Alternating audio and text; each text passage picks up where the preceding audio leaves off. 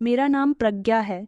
मैं एक middle class family में रहने वाली लड़की थी। ये 3 साल पुरानी बात है, जब मैं कॉलेज में पढ़ती थी। मेरी पढ़ाई पूरी ही होने वाली थी।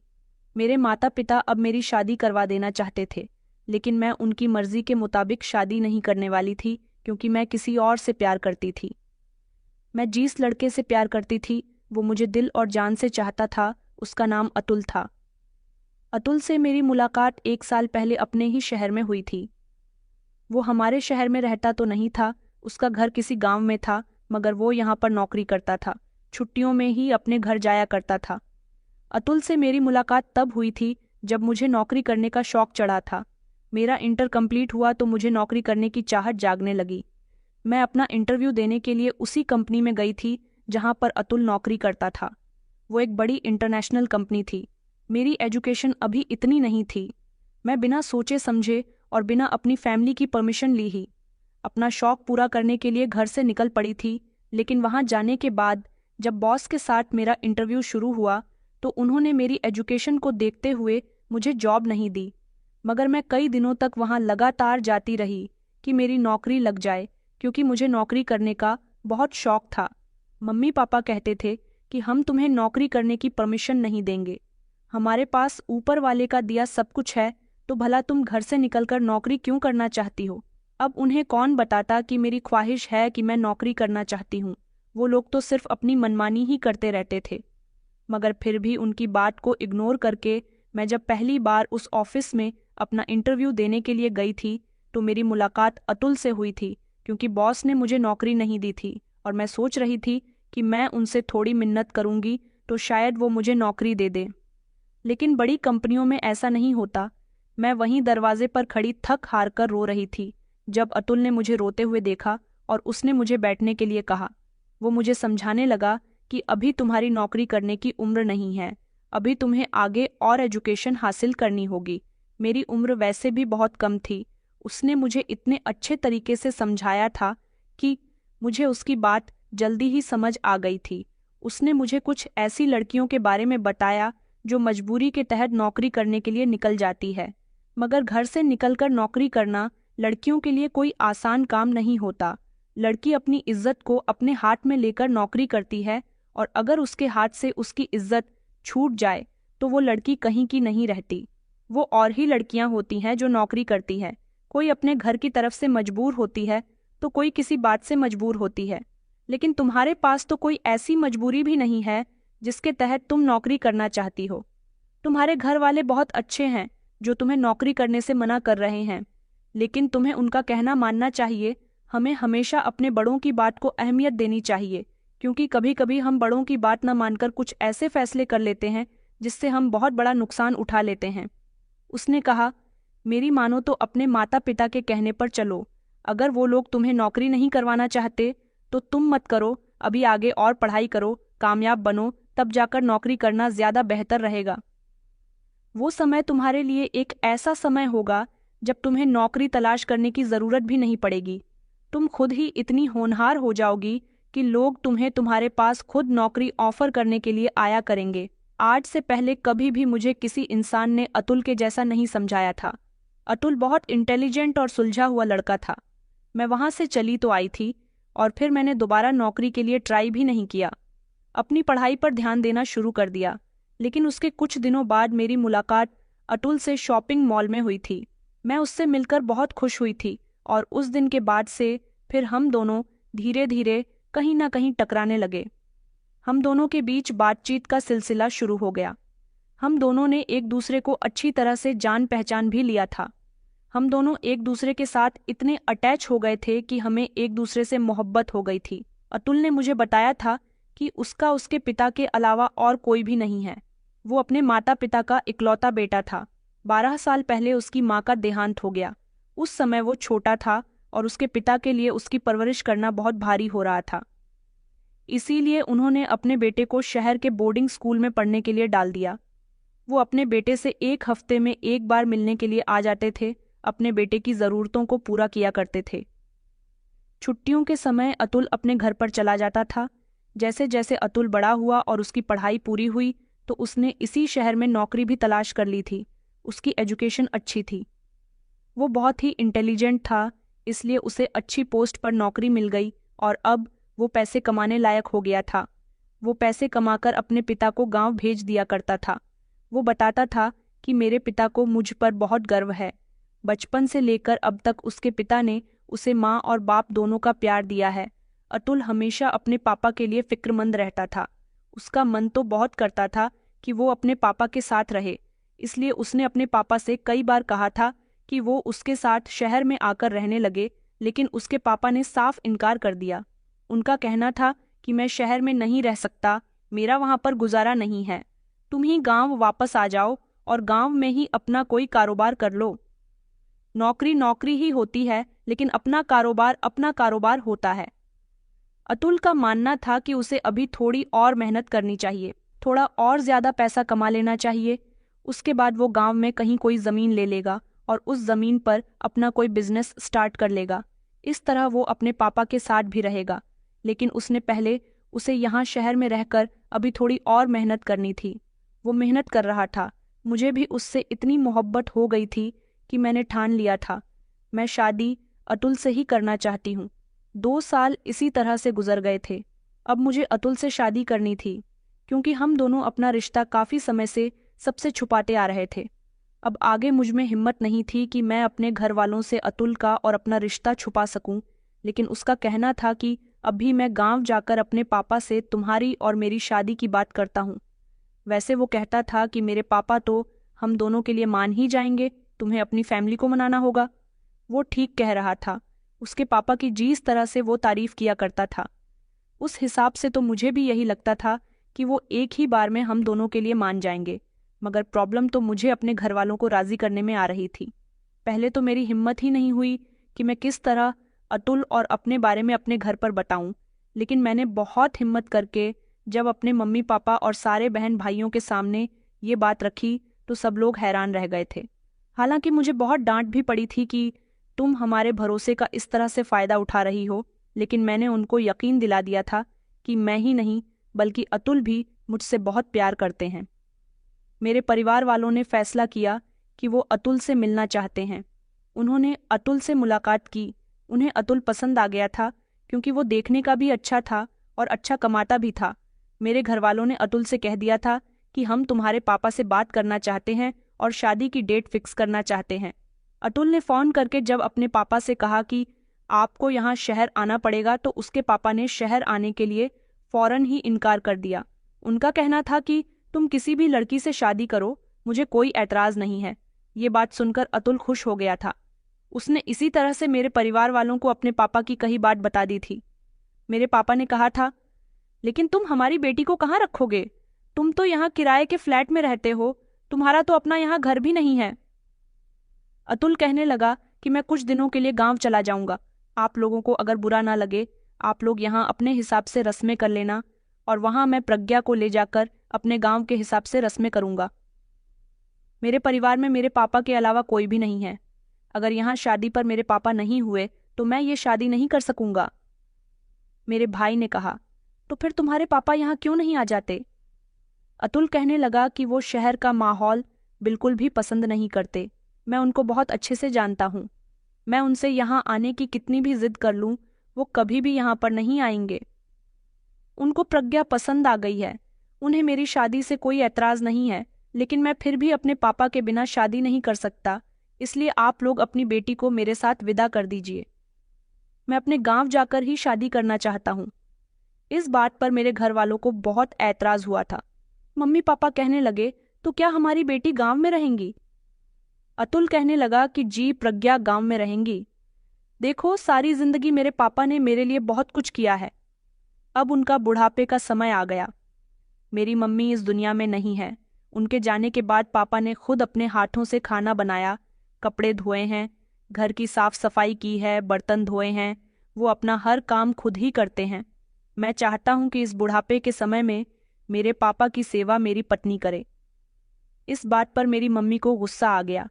मम्मी कहने लगी, तो तुम हमारी बेटी से शादी इसलिए कर रहे हो कि तुम यहाँ इस शहर में अकेले नौकरी करते रहो और वहाँ हमारी बेटी अकेली तुम्हारे पिता की सेवा करती रहे।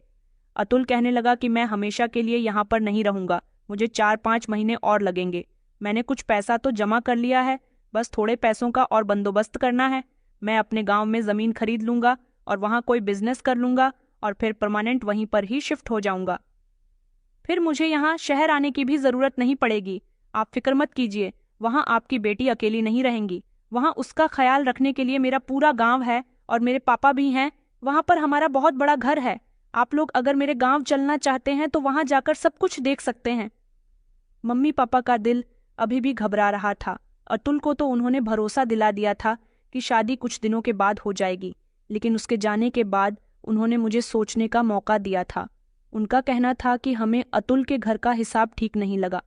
तुम बचपन से यहाँ रही हो, यहाँ की पढ़ी लिखी लड़की हो, तुम्हारा गुजारा वहाँ गांव में कैसे होगा?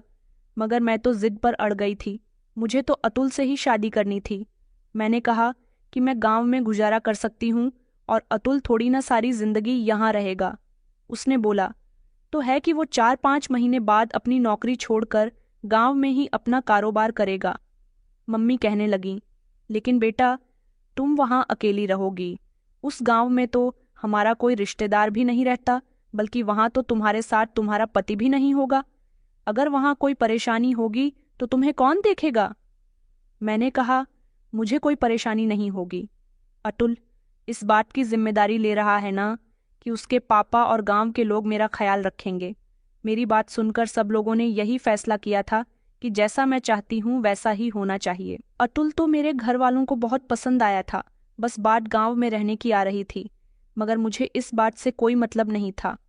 मेरी शादी अतुल से होना ही मेरे लिए बहुत खुशकिस्मती की बात थी। फाइनली कुछ समय के बाद मेरी शादी अतुल के साथ हो गई थी। मेरे घर वालों ने मुझे खुशी खुशी विदा कर दिया था। अतुल मुझे अपने साथ लेकर अपने गांव आ गया। मैं बहुत होश थी। उसका गांव हमारे शहर से बहुत दूर था। जब वो मुझे अपने गांव लेकर गया तो वहां पर सारे ही लोग मुझे देखकर बहुत खुश हुए थे। उसके बाद वो मुझे अपने घर लेकर गया। उसने अपने घर का दरवाज़ा बजाया। उसके पापा ने दरवाज़ा खोला था।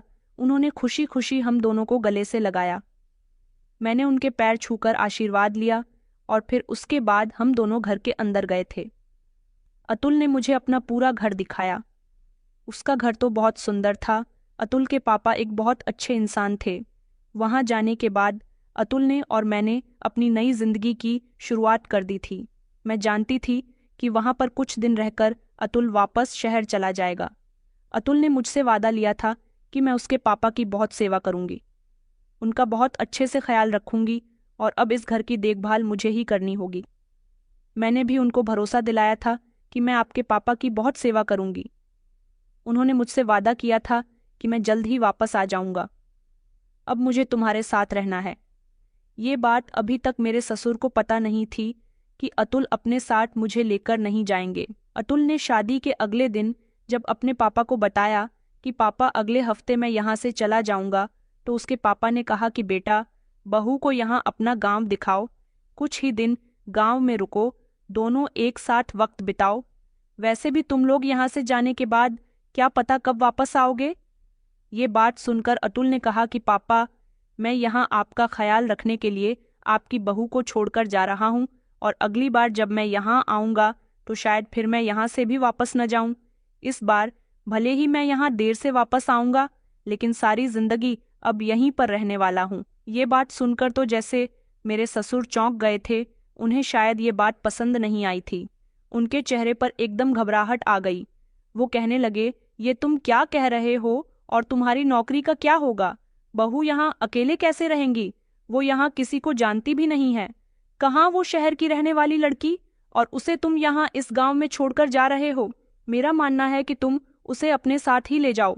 अतुल ने कहा कि नहीं पापा, अब 4-5 महीने के लिए मैं प्रज्ञा को अपने साथ वहां ले जाकर क्या करूंगा? वैसे भी मेरा असली घर और उसका असली ससुराल तो यही है। मेरे ससुर ने कहा कि 4-5 महीने से क्या मतलब है? अतुल कहने लगा कि मैं अब शहर में नहीं रहूंगा, नौकरी छोड़ दूंगा। मैंने इतने पैसे जमा कर लिए हैं कि मैं यहाँ आकर कोई ज़मीन खरीद लूंगा और यहीं पर अपना कोई बिजनेस ऐड कर लूंगा। इस तरह मैं आपसे दूर भी नहीं रहूंगा। फिर हम लोग खुशी खुशी अपने घर में रहेंगे। सारी जिंदगी आप यहाँ अकेले रहे हो, अब आप अपने परिवार के साथ रहना। ये बात सुनकर मेरे ससुर को कोई भी खुशी नहीं हुई थी। मैं उनके चेहरे को देखकर समझ गई थी। वो दिखावे की खुशी जाहिर कर रहे हैं। उन्होंने बातों ही बातों में कई बार अतुल से कहा था कि तुम्हें यहाँ आने की क्या जरूरत है। तुम जिस तरह शहर में नौकरी करते हो वैसे ही करते रहो, बहू को भी शहर ले जाओ। जबकि इस बात पर अतुल बार बार कह रहा था कि पापा, मैं बाप के साथ रहना चाहता हूँ, मगर उसके पापा को तो जैसे इस बात की कोई खुशी ही नहीं थी मुझे ना जाने की। अतुल के पापा कुछ ठीक नहीं लगते थे। जैसे जैसे अतुल का और मेरा एक हफ्ता वहां पर गुजर गया था, एक हफ्ता पूरा होते ही अतुल को यहाँ से वापस जाना था। उन्होंने अपने सामान की पैकिंग शुरू कर दी थी। उनके पापा अभी भी उनको समझा रहे थे कि अपनी पत्नी को वापस ले जाओ, यहाँ बेचारी का मन नहीं लगेगा। न तो मैं यहाँ से जाने के लिए तैयार थी और न ही अतुल मुझे यहाँ से लेकर जाना चाहते थे। उन्होंने अपने पापा को भरोसा दिलाया कि मेरी पत्नी को यहीं पर एडजस्ट होना है, इसलिए वो यहीं रहेंगी। और फिर पूरा एक हफ्ता मेरे साथ वह अपने गांव में गुजार कर वापस अपनी नौकरी करने के लिए शहर चले गए थे। उनके जाने के बाद मुझे उनकी बहुत याद आ रही थी। गांव के लोग बहुत अच्छे थे। जिस दिन से उन्हें पता चला था कि मैं गांव में आई हुई हूँ तो गांव की कोई ना कोई औरत मुझसे मिलने के लिए जरूर आती थी। मेरे ससुर एक मामूली से इंसान थे। मेरे पति के बिना मैं वहां अकेली तो थी, लेकिन सारा दिन मुझे अकेलापन महसूस नहीं होता था। मेरे ससुर तो ज्यादातर घर से बाहर ही रहते थे, मगर गांव की औरतें मेरे पास आकर मुझसे बातचीत करने लग जाती थीं। अतुल मुझे दिन में कई बार फोन किया करते थे, मुझसे मेरे हाल चाल पूछते थे। मैं उनको बता दिया करती थी कि मैं यहाँ बहुत खुश हूँ, यहाँ के लोग बहुत अच्छे हैं और मेरा बहुत ख्याल रखते हैं। उसने अपने पापा के बारे में पूछा, और पापा कहाँ होते हैं, तुम्हारा ध्यान रखते हैं या नहीं। मैंने उनको बताया कि वो तो सारा दिन घर से बाहर रहते हैं। तो अतुल कहने लगे, क्यों पापा, तो ज्यादातर घर में ही होते हैं। पूरा एक हफ्ता मैं वहाँ रहा हूँ, मेरे सामने तो वो घर से बाहर भी नहीं निकले। मैंने कहा कि इस बारे में मैं नहीं जानती, तुम्हारी बात और है। अब वो सारा दिन अपनी बहू के होते हुए तो घर में नहीं रह सकते ना, इसलिए घर से बाहर चले गए होंगे। अतुल ने कहा कि चलो ठीक है, तुम अपना भी ख्याल रखना और पापा का भी। यहाँ रहते हुए मुझे बहुत अच्छा लग रहा था। मम्मी पापा से भी मेरी बात होती थी। उन लोगों को मैंने बता दिया था कि मैं यहाँ पर बहुत खुश हूँ। मेरे ससुर हर रोज ही घर से बाहर निकल जाते थे। वो इतनी सुबह सुबह चले जाया करते थे कि उस समय मैं सोकर भी नहीं उठती थी और शाम के समय तक घर वापस आ जाते थे। उनके हाथ में 2 थैले होते थे। कई दिन हो गए थे मैं पूरे घर की सफाई करती थी, लेकिन अभी तक मैं अपने ससुर जी के कमरे की सफाई करने के लिए नहीं गई थी। मैंने सोचा कि किसी दिन पापा मेरी शिकायत और तुल से न कर दे कि बहू मेरे कमरे की सफाई नहीं करती, इसलिए मैं उनके कमरे की सफाई करने के लिए चली गई थी। वो उस समय घर में मौजूद नहीं थे। उनके कमरे के अंदर कदम रखते ही मुझे बड़ा अजीब महसूस हुआ था। ऐसा लग रहा था जैसे कमरे के अंदर आते ही मेरा दिल बहुत घबरा रहा है। एक अजीब सी खुशबू पूरे कमरे में फैली हुई थी, जैसे कि कमरे के अंदर अगरबत्तियां जलाई गई हैं। मेरे ससुर जी का कमरा बहुत सादा था। कमरे के अंदर एक पुरानी सी अलमारी खड़ी हुई थी। चारों तरफ कपबोर्ड बने हुए थे और एक सिंगल बेड पड़ा हुआ था, जिस पर बड़ी पुरानी सी चादर थी। ऐसा लग रहा था जैसे ना जाने कब से बिस्तर से चादर चेंज नहीं की गई है। एक ड्रेसिंग भी रखी हुई थी। शायद ये सारा ही सामान अतुल की माँ के दहेज का था। सामान पर काफी हद तक धूल थी। एक अजीब बात यह भी थी कि जमीन पर बुझ हुई माचिस की तैलियां पड़ी हुई थीं, जिनको देखकर ऐसा लगता था कि माचिस को इस्तेमाल करने के बाद यहीं पर फेंक दिया गया है। कमरा बहुत हद तक गंदा हो रहा था। मैंने सबसे पहले चारों तरफ से धूल साफ की और उसके बाद बेडशीट तलाश करने लगी। मैंने जैसे ही अपने ससुर की अलमारी खोलकर देखी तो अलमारी के अंदर मुझे कुछ कपड़े रखे हुए नजर आए थे, जो कि मेरे ससुर जी के थे। मैंने बेडशीट तलाश करने की कोशिश की तो अचानक मेरी नज़र ऐसे कपड़ों पर गई जिन्हें देखकर वो चौंक गई थी। मैंने उनको निकाला और गौर गौर से देखने लगी, क्योंकि ऑरेंज कलर के कपड़े थे। ऐसे कपड़े जैसे कि बाबा लोग पहना करते हैं, धोती कुर्ता, और पास में ही कुछ मालाएं भी रखी हुई थीं। मैंने उनको वहीं पर रख दिया था और मैं कमरे में मौजूद कबर्ड खोलकर उनमें बेडशीट तलाश करने लगी। सारे ही कबर्ड्स में कोई ना कोई सामान रखा हुआ था। मुझे बेडशीट कहीं नहीं मिल रही थी। इन सारे कपबोर्ड में से एक कपबोर्ड ऐसा था जिसमें लॉक लगा हुआ था, वो खुल ही नहीं रहा था। मैंने उसे खोलने की काफ़ी कोशिश की, मगर वो नहीं खुला और उसकी चाबी भी मुझे कहीं नज़र नहीं आ रही थी। फिर मैं अपने कमरे में आई और अपनी बेड शीट निकालकर मैंने बेड पर बिछा दी थी। फिर मैंने झाड़ू लगानी शुरू की। जैसे ही मैंने झाड़ू बेड के नीचे डालकर कूड़ा निकालने की कोशिश की, तो वहां पर कूड़े के साथ साथ बहुत सारे बाल भी निकलकर आए थे। वो इतने ढेर सारे बाल थे, ऐसा लग रहा था जैसे उन बालों को न जाने कब से इकट्ठा किया जा रहा है। मुझे लगा कि मेरे ससुर के ही बाल होंगे, मगर फिर मुझे याद आया कि पापा के बाल कैसे हो सकते हैं। पापा तो आगे से गंजे हैं और उनकी पीछे की साइड में छोटे छोटे बाल हैं। इन बालों को देखकर तो साफ पहचाना जा सकता था कि ये किसी औरत के बाल हैं, क्योंकि ये बाल बहुत लंबे थे और ज्यादा तादाद में थे। मैं हैरान रह गई थी। मैंने उन बालों को फेंक दिया था। अपने ससुर के कमरे को मैंने बहुत अच्छे तरीके से साफ कर दिया था और उसके बाद मैं अपने कमरे में आ गई थी। रात के समय जब मेरे ससुर घर में आए और अपने कमरे में गए, तो वो थोड़ी देर बाद ही चिल्लाते हुए बाहर निकले। उन्होंने मुझे आवाज़ लगाई। मैं उनके पास गई तो उन्होंने मुझसे कहा कि बहू, ये क्या हरकत है। मैंने अनजान बनते हुए कहा, पापा कौन सी हरकत, क्या हुआ है। वो कहने लगे कि तुम मेरे कमरे में क्यों गई थी और तुमने मेरे सम्मान के साथ छेड़छाड़ क्यों की है। मैंने कहा, पापा, मैंने आपके सम्मान के साथ कोई छेड़छाड़ नहीं की, मैं तो आपके कमरे को साफ करने के लिए गई थी। उन्होंने कहा कि मैंने तो तुमसे नहीं कहा था कि मेरे कमरे की सफाई करो, तो फिर मेरी इजाजत के बिना तुम वहां क्यों गई। मैंने कहा, पापा, आपका कमरा बहुत गंदा हो रहा था। वो कहने लगे कि आइंदा मेरी इजाजत के बिना मेरे कमरे में मत जाना। मुझे अपने ससुर का ये अंदाज बिल्कुल भी पसंद नहीं आया था। वो बहुत गुस्से में लग रहे थे। मैं भी गुस्से में आकर अपने कमरे में बैठ गई थी और मैंने उसी समय अतुल को फोन लगाकर उनके पापा के बिहेवियर के बारे में बता दिया। मैंने अतुल से कहा कि अगर मैंने तुम्हारे पापा के कमरे की सफाई लगा दी तो इसमें कौन सा गलत किया। वो तो मुझ पर ऐसे भड़क रहे हैं जैसे मैंने ना जाने क्या कर दिया हो।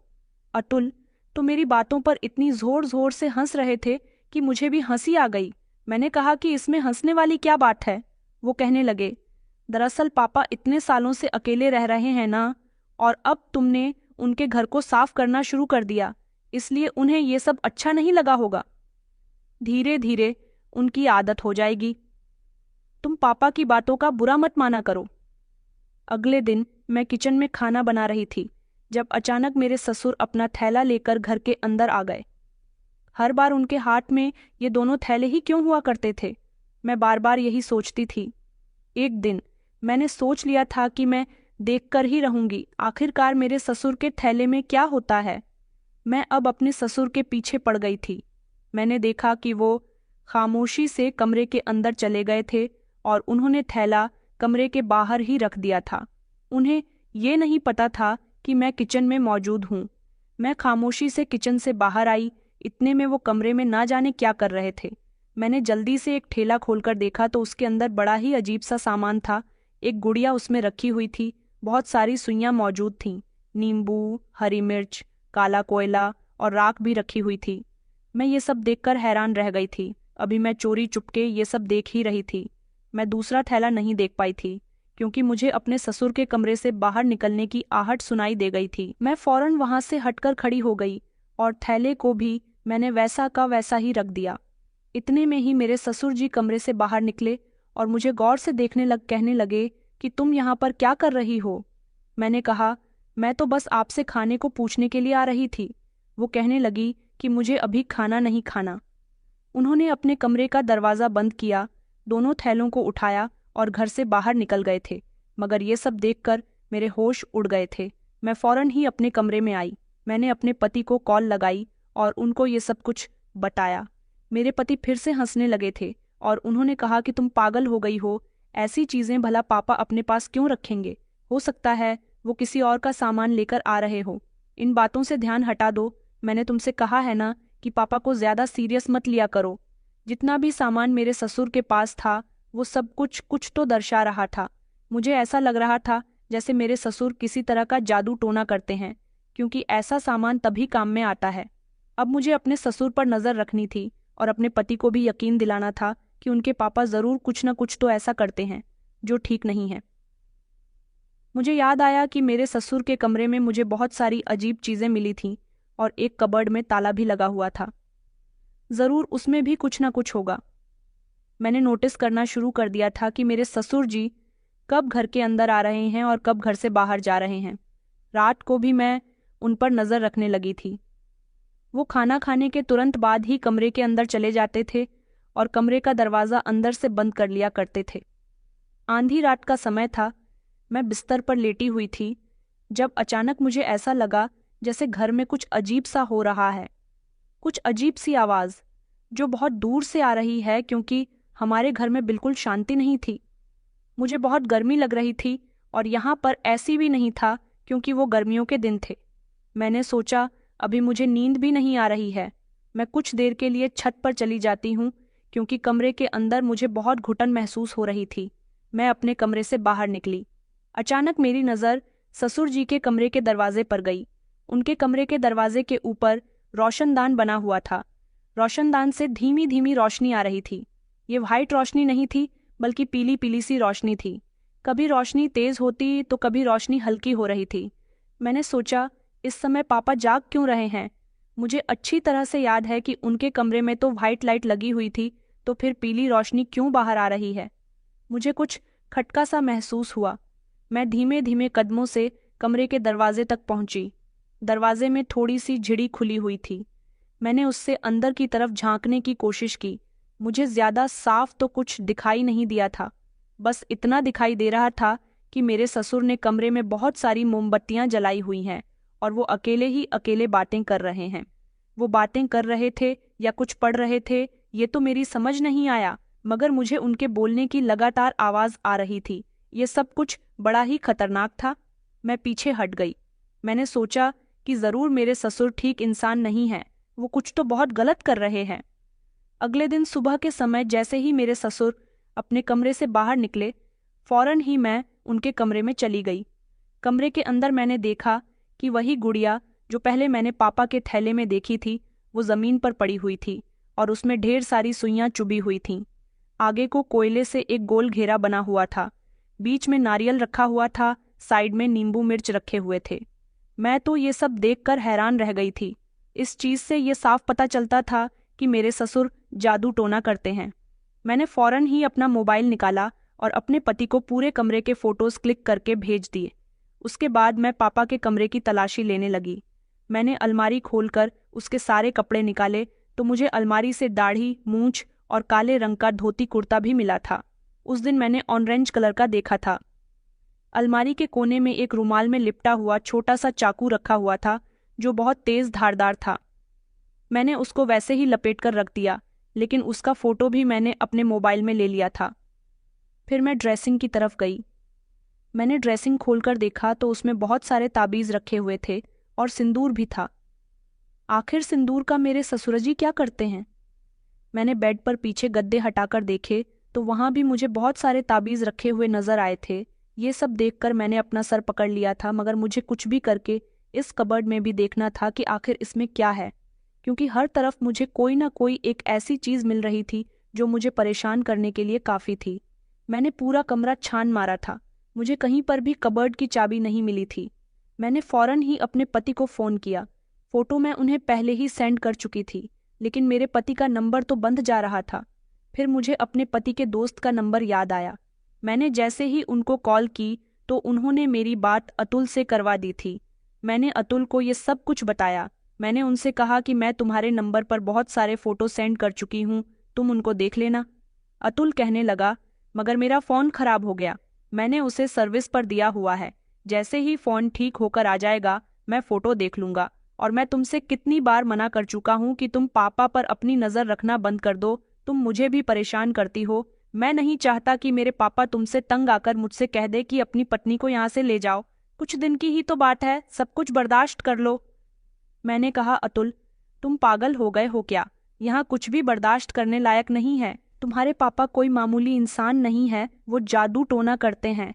मैंने खुद उनके कमरे की हालत देखी है। जो जो सामान मुझे उनके कमरे से मिला है वो सारा सामान इसी चीज की तरफ इशारा कर रहा है।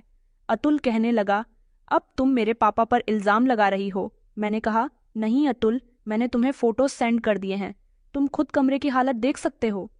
वो कहने लगा कि अच्छा ठीक है, मेरा फ़ोन ठीक हो जाएगा तो मैं देख लूँगा, कल ही मैं उसे रिपेयरिंग से जाकर ले आऊँगा, मगर प्लीज़ तुम कुछ भी ऐसा मत करो जिससे मेरे पापा या तुम्हारे बीच कोई बड़ी प्रॉब्लम हो जाए। मैंने कहा, अतुल, प्लीज़ मेरी बात का यकीन करो। मगर वो तो अपने पापा को इतना शरीफ और सीधा इंसान समझता था कि मेरी बात पर यकीन करने के लिए राजी ही नहीं था। मुझे चाबी तो कहीं नहीं मिली थी, लेकिन मैंने फ़ोटो क्लिक करके अपने पति को दे दिए थे। मुझे उम्मीद थी कि वो ज़रूर देख लेंगे। रात के समय फिर से मुझे अपने ससुर के कमरे से कुछ इसी तरह की आवाज़ें आ रही थीं। अगले दिन सुबह के टाइम पर मेरे ससुर किसी से फ़ोन पर बात कर रहे थे। मेरी नज़र तो पहले ही उन पर टिकी हुई थी। जब मैं दरवाजे पर खड़ी होकर उनकी बातें सुनने लगी तो मैंने सिर्फ इतना ही सुना था कि नवरात्र के बाद एक रात में उसकी जल्द ही बलि दे दूंगा। इस तरह मैं बहुत ताकतवर बन जाऊंगा। अपने ससुर की ये बात सुनकर मेरे होश उड़ गए थे। आखिर वो किसकी बलि देने की बात कर रहे थे और उस रात से उनका क्या मतलब था? मैंने मोबाइल में सर्च किया कि नवरात्रि के बाद जागरण की रात का क्या मतलब होता है। तब मुझे पता चला कि जागरण की रात को जादू टोना किया जाता है। मगर मेरे ससुर तो किसी की बलि देने की बात कर रहे थे और ताकतवर होने की बात कर रहे थे। आखिर इनका क्या मतलब था? मैंने फिर से फौरन अतुल को कॉल किया, मगर अतुल का नंबर अभी भी बन जा रहा था। मेरी कुछ समझ नहीं आ रहा था कि मैं क्या करूं। इधर मेरी अतुल से बात नहीं हो रही थी और इधर मेरे ससुर की नई नई हरकतें मेरे सामने आ रही थीं। मुझे तो अब उनसे डर लगने लगा था। एक दिन मुझे कपड़े धोने थे। सुबह के समय जैसे ही पापा कमरे से बाहर निकले तो मैं उनके पास गई और कहने लगी कि पापा, मुझे आपके कपड़े धोने हैं। मुझे अपने जितने भी गंदे कपड़े हैं सभी दे दीजिए। उन्होंने कहा कि नहीं, मैं अपने काम खुद ही कर लेता हूँ, मैं तुम्हें परेशान नहीं करना चाहता। मैंने उनसे जिद की और कहा कि आप प्लीज़ मुझे अपने कपड़े दे दीजिए, मैं अब यहाँ आ गई हूँ। आपके सारे काम करने की जिम्मेदारी मेरी ही है। उन्होंने अपने कपड़ों की तरफ देखा जो काफी गंदे नजर आ रहे थे। उन्होंने कहा, मैं तुम्हें अपना कुर्ता उतार कर दे देता हूँ, इसे छत पर मत सुखाना, मेरे कपड़े में छत पर नहीं डालता। मैंने कहा कि जी, जैसा आप कहेंगे मैं वैसा ही करूँगी। उन्होंने उसी समय कमरे में जाकर अपने कपड़े चेंज कर लिए थे और अपना कुर्ता उतार कर फौरन ही मुझे दे दिया था। उनके पास लगातार किसी का फ़ोन आ रहा था। वो बहुत जल्दी में थे। उन्होंने अपना सफ़ेद रंग का कुर्ता मुझे दे दिया था और खुद अपने दोनों थैले पकड़कर घर से बाहर चले गए थे। मैं कपड़े धोने के लिए बैठ गई थी। यहाँ पर वॉशिंग मशीन तो नहीं थी, इसलिए मुझे हाथ से ही कपड़े धोने थे। मैं अकेली थी और अपने कपड़े तो फौरन ही धोकर डाल दिया करती थी। आज काफ़ी दिनों के बाद मैंने अपने ससुर जी के कपड़े धोने के लिए थे। मैं भले ही शहर की थी, मगर घरेलू सारे काम जानती थी। ससुर जी का कुर्ता धोते धोते अचानक मेरी नज़र कुत्ते की जेब पर गई। उसमें कुछ था। मैंने जैसे ही जेब के अंदर हाथ डालकर देखा तो मेरे हाथ में चाबी आई थी। ये छोटी सी चाबी थी। इसको देखकर मेरे दिमाग में ख्याल आया कि कहीं उसी कबर्ड की तो चाबी नहीं है। इसलिए मैं फौरन ही कमरे के अंदर गई और कबर्ड को खोलने की कोशिश की तो वो खुल गई थी। मेरी नज़र जैसे ही कपट पर गई, उसके अंदर का नज़ारा देखकर मैं शॉक्ड रह गई थी। उसमें तो बहुत सारे पैसे रखे हुए थे और बहुत सारे जेवर भी थे। मेरे ससुर के पास इतने जेवर और पैसे कहाँ से आए थे?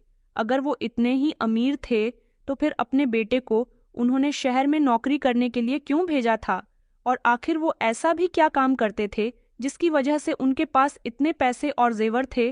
क्योंकि ये जेवर और पैसे ज्यादा तादाद में थे।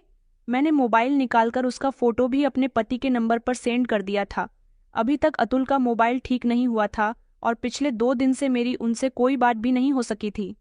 मैं अभी कबर्ड के पास खड़ी हुई पैसे और जेवरों के फोटो क्लिक कर रही थी जब अचानक मुझे पीछे से किसी के आने की आहट सुनाई दी। मैंने जैसे ही पीछे पलटकर देखा तो ये देखकर मेरे होश उड़ गए थे कि पीछे मेरे ससुर खड़े हुए थे। उन्होंने चिल्लाते हुए कहा कि तुम यहाँ पर क्या कर रही हो? मैंने तुमसे मना किया है ना? वो फौरन ही मेरे पास आए और उन्होंने मेरा हाथ पकड़ लिया। कहने लगे कि निकलो मेरे कमरे से, कितनी बार तुमसे मना किया है, मगर तुम अपनी हरकत से बाज नहीं आती। उनकी नज़र जैसे ही कपट पड़ गई, उन्होंने मुझे चौंक कर देखा और कहने लगे कि तुम्हारे पास इसकी चाबी कहाँ से आई? तुमने ये कैसे खोला? मैंने कहा कि मुझे आपकी सारी सच्चाई पता चल चुकी है। आप कुछ तो गलत करते हो। मुझे कमरे से बहुत सारी ऐसी चीजें मिली है जो साफ साफ जाहिर करती है कि आप जादू टोना करते हो। आखिर आप कौन हो? कोई मामूली इंसान तो नहीं लगते। मेरी इस बात पर मेरे ससुर जोर जोर से हंसने लगे और कहने लगे कि अच्छा तो तुम्हें सारी सच्चाई पता चल गई है। वो पीछे पलटकर दरवाजे की तरफ गए और उन्होंने कमरे का दरवाज़ा बंद कर लिया। मैं तो घबरा गई थी, मैंने शोर मचाना शुरू कर दिया। मेरे ससुर कहने लगे और ऊंची आवाज में चिल्लाओ, यहाँ तुम्हारी आवाज कोई भी नहीं सुनेगा, यहाँ वही होगा जैसा मैं चाहूंगा। तुम्हें क्या लगा कि तुम मेरे बारे में सब कुछ जान जाओगी? तो मैं कुछ नहीं कर सकूंगा। अब तुम जब सब कुछ जान ही गई हो तो ये भी सुन लो कि 4 दिन बाद जागरण की रात है और मैं तुम्हें जान से मारने वाला हूँ। मैं काले जादू की तपस्या करता हूँ। मैं एक ऐसा बाबा हूँ जो अपने जादू टोने से ताकतवर बनना चाहता हूँ। ऐसे लोगों की मदद करता हूँ जो दूसरों पर जादू टोना करवाते ही हैं, जो मुझे ढेर सारे पैसे देते हैं। मैं गांव की चित्रकूटी बाबा के यहाँ जाकर अपने जादू टोने से लोगों की मदद करता हूँ, जिससे लोग मुझे ढेर सारे पैसे देकर जाते हैं। पैसे कमाने का मुझे शौक नहीं है, मगर मैं बस ताकतवर बनना चाहता हूँ, अपनी शक्तियाँ को आजमाना चाहता हूँ, अपनी शक्तियाँ से सब कुछ अपने वश में कर लेना चाहता हूँ। मैं दुनिया का सबसे ताकतवर इंसान बनना चाहता हूँ और इसके लिए मुझे किसी अपने की ही बलि देनी होगी। अतुल मेरा इकलौता बेटा है, उसे तो मैं अपने फायदे के लिए नहीं मार सकता, मगर तुमसे मुझे कोई खास लगाव नहीं हुआ है। मेरे बेटे ने तुमसे पसंद की शादी की है। तुम अगर इस दुनिया से चली जाओगी तो वो दूसरी भी शादी कर सकता है। तुम मेरे घर में आने के बाद मेरी अपनी हो गई हो। चित्रकुटी बाबा ने कहा था कि अगर तुम्हें और ज्यादा फायदा उठाना है, अपनी शक्तियां से और ज्यादा शक्तिशाली होना है, तो तुम्हें जागरण की रात को किसी अपने की बलि देनी होगी और उसके बाद उसके लाश के टुकड़े करके नदी में बहा देना होगा। उसके बाद तुम बहुत ज्यादा ताकतवर हो जाओगे, क्योंकि जागरण की रात हर त्योहार के बाद आती है। इन दिनों महोत्सव के दिन चल रहे हैं और महोत्सव के दिनों में एक रात जागरण की रात भी आती है, जो कि बहुत ही शुभ मानी जाती है। 4 दिन के बाद जागरण की रात है और उस रात मैं तुम्हारी बलि दूंगा। मुझे इस तरह लोगों का काम करने से और ज्यादा फायदा होगा। मैं यहाँ से अपना रूप बदलकर दाढ़ी मूंछें लगाकर चित्रकुट्टी बाबा, जो कि मेरे गुरु हैं, उनके पास चला जाता हूँ, उनकी सेवा करता हूँ और आने वाले भक्तों की भी मदद करता हूँ। उनसे मुझे पैसे मिलते हैं। मुझे और ज्यादा शक्तिशाली होना है। मुझे बलि देने के लिए मेरा कोई अपना नहीं मिल रहा था। मैंने तुम्हारी कुंडली बनाई और जब तुम्हारी कुंडली ले जाकर अपने गुरुजी को दिखाई तो उन्होंने कहा, किसी लड़की को मारकर शक्तिशाली हो जाओगे। मैं जोर से चिल्लाने वाली थी। मैंने अपने ससुर से कहा, ये आप बिल्कुल भी ठीक नहीं कर रहे हो। मेरे हाथ में मोबाइल तो था ही। मैंने जल्दी से अपने हाथ से मोबाइल उठाया और मैं पुलिस का नंबर डायल करने ही जा रही थी। इतनी ही देर में मेरे ससुर ने कोई राख सी चीज मेरे ऊपर फेंक दी और फिर वो कुछ पढ़ने लगे थे। जब वो राख मेरे ऊपर पड़ी तो मैं जोर जोर से खांसने लगी थी और उसके बाद मुझे चक्कर आ गए। मैं बेहोश हो गई थी। जब मैं होश में आई तो मैंने देखा कि मेरे मुंह पर पट्टी बंधी हुई थी, जिसकी वजह से मैं कुछ बोल नहीं पा रही थी। मेरे पैर बंधे हुए थे और मेरे हाथ भी बंधे हुए थे। सामने मेरे ससुर खड़े हुए थे। मैं चीखने की कोशिश कर रही थी, हिलने की कोशिश कर रही थी, मगर मैं नाकामयाब रही। अपने ससुर की हकीकत मेरी आंखों के सामने आ गई थी। वो एक बाबर थे और अपने जादू टोने से लोगों की इच्छाएं पूरी किया करते थे। इससे बहुत ताकतवर भी हो रहे थे, अपनी शक्तियां का इस्तेमाल भी कर रहे थे और उन्हें पैसा भी मिल रहा था। मगर अब वो और ज्यादा शक्तिशाली होना चाहते थे, इसलिए मेरी बलि देने के लिए तैयार हो गए थे। लेकिन जागरण की रात आने में अभी 3 दिन और 2 रातें आनी बाकी थीं। मुझे कुछ भी करके अपने आप को बचाना था, लेकिन मैं कुछ नहीं कर पा रही थी। लगातार 2 दिन तक मैं भूखी प्यासी एक तरफ बंधी रही थी। मैं रो रो कर अपने ससुर से रिक्वेस्ट करने की कोशिश कर रही थी कि वो मुझे छोड़ दे, मगर वो तो घर में आते ही कम थे। उन्होंने मुझे अपने कमरे में कैद करके रखा हुआ था और जब वो घर के अंदर आते तो मुझ पर ना जाने क्या पड़ते फूकते थे। एक रात मैंने देखा कि मेरे ससुर मेरी आंखों के सामने ही काले घेरे के बीच में बैठे हुए थे। उन्होंने काले रंग के कपड़े पहने हुए थे, माथे पर लाल रंग का टीका था। उनके आगे बहुत सारा सिंदूर रखा हुआ था। सिंदूर उठाकर उन्होंने मेरे माथे पर लगा दिया था। कमरे में अजीब सा घबराहट भरा माहौल था। चारों तरफ से अगरबत्ती की खुशबू आ रही थी। मोमबत्ती की रोशनी पूरे कमरे में फैली हुई थी। उन्होंने कहा था कि कल मैं तेरी बलि दूंगा। कल रात को चांद के निकलने के फौरन बाद ही मैं जानती थी कि अब मेरी जिंदगी ज्यादा नहीं है, क्योंकि मेरे पति को मेरी बात पर यकीन नहीं था। वो अपने पिता को बहुत अच्छा समझते थे और उन्हें तो ये भी नहीं पता था कि यहाँ मेरे साथ क्या हो रहा है। मेरा मोबाइल भी मेरे ससुर के पास ही था। पिछले 3 दिन और 2 रातों से महबूब की प्यासी यहाँ बंधी हुई थी। न तो मेरी आवाज़ निकल पा रही थी और न ही मैं कोई हरकत कर पा रही थी। मैं रो रही थी, अपने पति को याद कर रही थी और मुझे बहुत बेबसी महसूस हो रही थी। मुझे अब समझ आ रहा था कि मेरे माता पिता यहाँ मुझे अकेले भेजने के लिए क्यों परेशान हो रहे थे, लेकिन मैंने उनकी बात नहीं मानी। और फिर वो वक्त भी आ गया था जब मेरे ससुर मेरी बलि चढ़ाने वाले थे। जागरण की रात आ चुकी थी। मेरे हाथ पैर अभी भी बंधे हुए थे, यहाँ तक कि मेरे शरीर पर निशान आ चुके थे। भूख प्यास से मेरा बुरा हाल हो रहा था। मेरे ससुर अलमारी की तरफ गए। उन्होंने अलमारी खोलकर कपड़े में लिपटा हुआ वही चाकू निकाला जो एक बार मेरे हाथ लगा था, और उस चाकू को निकालकर वो उसकी धार तेज करने लगे। मैं तो उनको देखकर डर गई थी। मुझे अपनी मौत सामने खड़ी हुई नजर आ रही थी। उन्होंने पूरे कमरे का माहौल फिर से डरावना सा बना दिया था। उन्होंने कहा कि आज मैं बहुत शक्तिशाली बनने जा रहा हूँ। वो अपनी पहचान छुपाकर बाबा वाला काम किया करते थे, क्योंकि वो नहीं चाहते थे कि उनके बेटे को ये सब कुछ पता चले। उनका बेटा एक पढ़ा लिखा इंसान था। वो इन मन गलत बातों पर कभी भी विश्वास नहीं करता। तभी तो वो मुझे और अतुल को यहाँ नहीं रोकना चाहते थे। मुझे अपनी गलती का एहसास हो रहा था। मुझे यहाँ रुकना ही नहीं चाहिए था। पहले ही मुझे यहाँ से भाग जाना चाहिए था। वो अपने बेटे के सामने तो घर से बाहर भी नहीं निकलते थे, कहीं उसे अपने पिता पर शक न हो जाए। उनकी एक थैले में जादू टोना करने वाला सामान होता था, जबकि दूसरे एक थैले में पैसे हुआ करते थे जो वो अपने गुरु के पास से कमाकर लाया करते थे। मेरी तो जान निकली जा रही थी। मुझे बहुत डर लग रहा था। मैं भगवान से बार बार प्रार्थना कर रही थी कि मेरी जान बच जाए।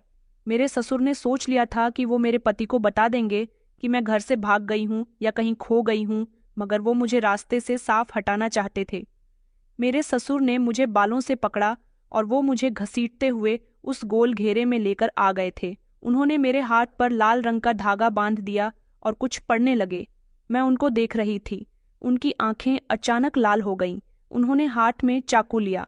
मेरी आंखों में आंसू थे और मैं बार बार गर्दन हिलाकर उनसे मना कर रही थी। उन्होंने चाकू तेज रफ्तार से ऊपर की तरफ उठाया। मैं जमीन पर ही लेटी हुई थी और उनको देख रही थी। वो चाकू से मेरी गर्दन काटने ही वाले थे। मैंने अपनी आंखें बंद कर ली थीं जब अचानक तेज रफ्तार से कमरे का दरवाजा खुल गया और मेरा पति कमरे के अंदर दाखिल हुआ था। अतुल को देखकर तो मेरी जान में जान आ गई थी। अतुल ने झट से अपने पिता का हाथ पकड़ लिया और उसने जोर जोर से चिल्लाना शुरू कर दिया। वो इतनी जोर जोर से चिल्ला रहा था कि उसकी आवाज के साथ साथ आस पड़ोसी भी घर के अंदर दाखिल हो गए। अतुल ने मेरे हाथ खोले, मेरे मुंह से पट्टी हटाई, मेरे पैर भी खोल दिए। मैं अतुल को गले लगकर फूट फूट कर रोने लगी थी। अतुल ने कहा कि इस आदमी को पकड़ लो, क्योंकि मेरे ससुर भागने की कोशिश कर रहे थे। गांव के बहुत सारे लोग शोर शराबी की आवाज से इकट्ठा हो गए और मेरे ससुर जी को सबने दबोच लिया था। उनका एक अजीब ही रूप सबके सामने आ गया था। मेरे ससुर का बाबा वाला एक अलग ही रूप था और वो बाबा के रूप में मौजूद थे। जब मेरे पति ने उनकी दाढ़ी मूंछ हटाई तो वो अपने पिता को पहचान गया था। मैंने सब लोगों के सामने अपने ससुर की हकीकत अपने पति को बता दी थी, मगर हैरान करने वाली बात ये थी कि समय ऐसे मौके पर मेरा पति यहाँ कैसे पहुंचा। उन्हें कैसे पता चला कि मैं इतनी बड़ी मुसीबत में हूँ। मेरे पति ने कहा कि 3 दिन पहले जब मेरा मोबाइल रिपेयर होकर आया तो तुम्हारे भेजे हुए सारे फोटोज मैंने देखे थे। मैं पहचान गया था कि यह कमरा पापा का है, और जो तुम कहती थी कि पापा जादू टोना करते हैं, इस बात का विश्वास मुझे पापा के कमरे के फोटोज देखकर हो गया था।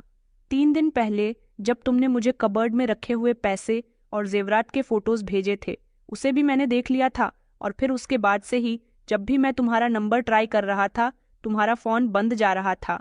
मेरी तो तुमसे रोज बात होती थी। 2-3 दिन मेरा फोन खराब रहा, लेकिन तुम्हारा फोन लगातार बंद जा रहा था। मैं घबराने लगा कि कहीं तुम्हारे साथ कुछ गलत तो नहीं हो रहा। मैंने तुम्हारे फोन की लोकेशन निकलवाई तो पता चला कि तुम्हारा फोन घर में ही मौजूद है। मुझे कुछ अजीब अजीब सा महसूस हो रहा था, इसलिए मैं फौरन ही वहां से घर आने के लिए निकल गया। और जब मैं यहाँ आया तो मैंने देखा कि पापा के कमरे का दरवाज़ा बंद है। मैंने तुम्हें पूरे घर में देख लिया था। मैंने झट से कमरे का दरवाज़ा खोल दिया और जो कुछ मेरी आंखों के सामने था उससे पापा की ये सारी सच्चाई मेरी आंखों के सामने आ गई। तुम मुझसे सच कहती थी कि मेरे पापा कोई नॉर्मल इंसान नहीं है। आज उनकी सच्चाई मेरे सामने आ गई तो मुझे एहसास हुआ कि मुझे पहली ही बार में तुम्हारी बातों पर यकीन कर लेना चाहिए था। मोबाइल खराब होने की वजह से मैं तुम्हारे भेजे हुए फोटो नहीं देख सका था, लेकिन जब तुमने पापा के कमरे के ऐसे हालात का फोटो भेजा तो मैं समझ गया था कि तुम पापा के कमरे में मौजूद हो।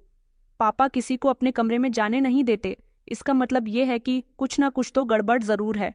मैं तुम्हारे लिए काफी परेशान हो गया था। अच्छा हुआ मैं यहाँ वक्त पर पहुंच गया, वरना ना जाने क्या होता। मेरे ससुर बहुत शर्मिंदा हो रहे थे। मैंने अपने पति को और गांव के लोगों को सब कुछ बता दिया था। सब लोग शक्तिशाली बाबा के नाम से मेरे ससुर को जानते थे, मगर उनको ये नहीं पता था कि शक्तिशाली बाबा मेरे ससुर ही हैं, क्योंकि वो अपना रूप बदलकर वहां जाते थे और यहाँ एक मामूली इंसान की तरह रहते थे। मेरे ससुर की सारी सच्चाई सब लोगों के सामने आ गई थी और अब सबके सामने जो कुछ भी था उस हिसाब से मेरे पति ने अपने पिता को अरेस्ट करवा दिया था, क्योंकि वो मुझे मारने जा रहे थे। मेरे पति को ये उम्मीद नहीं थी कि उनके पिता इतना बड़ा काम भी कर सकते हैं। मेरे पति ने वक्त पर आकर मुझे बचा लिया था और इस तरह मैं जिंदा बच गई थी। कभी कभी हमें पता नहीं होता कि हमारे कुछ खास रिश्ते हमें इस तरह भी नुकसान पहुंचाने की कोशिश करते हैं। मेरे ससुर आज भी जेल में हैं। अगर थोड़ी सी भी देर और हो जाती तो वो मुझे मारकर बहुत शक्तिशाली हो जाते, ऐसा उनका मानना था। वो भले ही अपने जादू टोने से शक्तिशाली हो सकते थे, लेकिन मेरे पति मुझसे बहुत मोहब्बत करता था। उसकी मोहब्बत उसे यहाँ तक खींच लाई थी। वो आज भी जेल में है। मेरे पति ने अपने पिता से सारे संबंध खत्म कर दिए और उस घर से जादू टोने वाला सारा सामान उठाकर बाहर फेंकवा दिया। मेरे ससुर के साथ साथ उनके गुरु और बाकी सारे लोगों को भी अरेस्ट कर लिया गया जो लोगों का ब्रेन वॉश कर रहे थे। मेरा पति मुझे वापस शहर लेकर आ गया था और अब मैं शहर में ही रहती हूँ। दोस्तों, आखिर में मैं बस इतना ही कहना चाहूंगी कि अंधविश्वास एक ऐसा जहर है जो न केवल व्यक्ति की सोच को विकृत करता है, बल्कि रिश्तों की पवित्रता को भी नष्ट कर देता है। हमें सिखाया जाता है कि रिश्ते विश्वास, प्रेम और एक दूसरे की सुरक्षा के लिए होते हैं, लेकिन जब इन पर खतरा मंडराए तो सच को पहचानने और उसके खिलाफ खड़े होने का साहस दिखाना चाहिए। ये कहानी हमें ये भी सिखाती है कि किसी भी परिस्थिति में अपने परिजनों का साथ देने और उनकी रक्षा करना हमारी प्राथमिक जिम्मेदारी है। साथ ही ये भी याद दिलाती है कि अपनों की सुरक्षा के लिए हर परिस्थिति में मजबूत और सतर्क रहना चाहिए।